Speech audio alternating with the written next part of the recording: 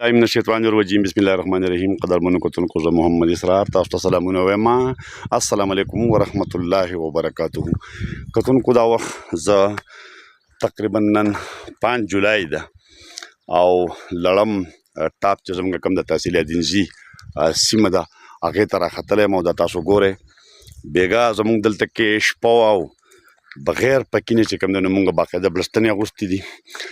دا اوس لړه ده او دغه ښایست او شینکې چې د کوم حده پورې تاسو ته په نظر راځي نو هغه دا دی. دلته کې دا نختر دا د سرپ ونې دي او دا زه په یو ټاپ کې ولاړ یم. دلته کې چې کوم دی نو دا ملګري راغلي دي مچۍ راوړي دي. هلکه تاسو ته کوم ځای نه راغلي؟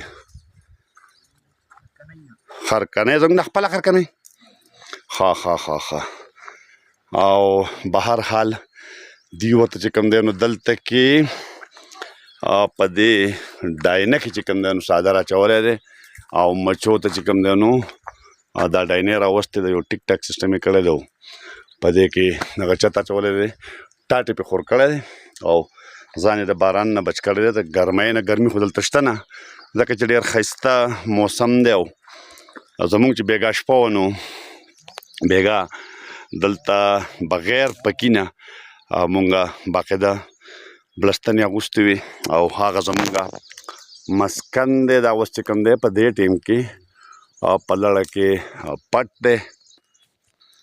مونږ سره د ثوابی ملګري هم دی خو دا امین جان دی او باچا زاده دا هم چې کوم دی نو ما سره راغلي دي.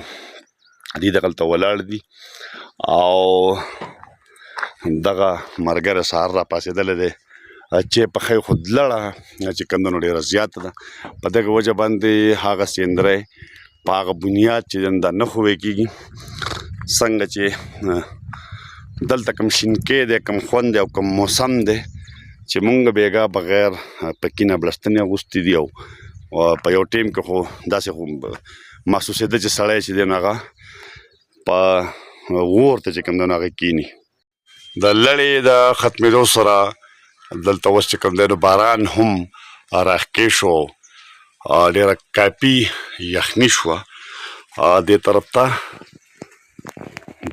دا تاسو ګورئ زموږ ګاډي ولاړ دي د غلامي نوستلې چې کوم ریسټ هاوس دی نو هلته کې موږ راغلي یو او زموږ چې کوم دی دلته شپه ده او دغه لړه ختمه شوه او اوس یو مزیدار غونته کې نری باران چې دی نو دا راښکې شو او دغه خوند تاسو وګورئ چې په دې ټیم کې چې کوم دی نو باران وریږي او ډېر زبردست موسم دی. نن 5 جولای ده او دلته بیخي دا احساس نه کېږي چې سړی چې کوم دی نو ګرمۍ نه خبر شي.